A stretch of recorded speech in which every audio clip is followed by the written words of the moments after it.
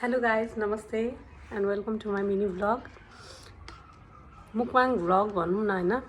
आज चाहिँ मैले 1.5 किलो 2 किलोको चाहिँ अम्बा लिएको थिएँ कि यस्तो मिठो छ यो चाइनिज अम्बा।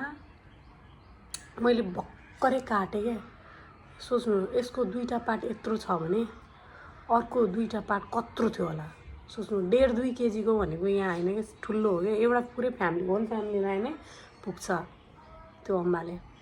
अनि आज मेरो व्रतको दिन अनि अस्तिदेखि राखिरहेको थिएँ कि फ्रिजमा के गरौँ भयो। अनि आज काटिदिएको जे पर्ला पर्ला भनेर। सो आज चाखौँ ल कस्तो छ। मैले चाख्नु चाहिँ चाखिसकेको छु त्यही पनि।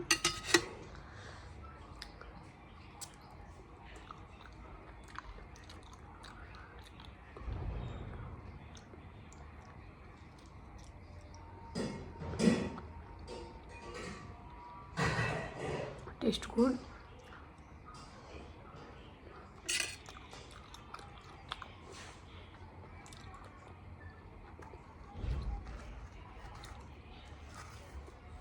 तर क्यामेरामा चाहिँ कति सानै देखिने क्या। यत्रो छन् साथीहरू राम यो होल फ्यामिलीलाई पुग्छ क्या।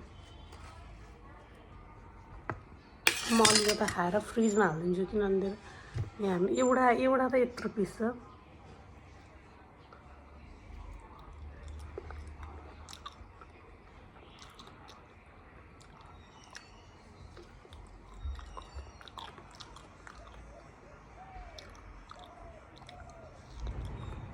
तपाईँहरू अम्मा कस्तो लाग्छ प्लिज कमेन्ट गर्नु होला।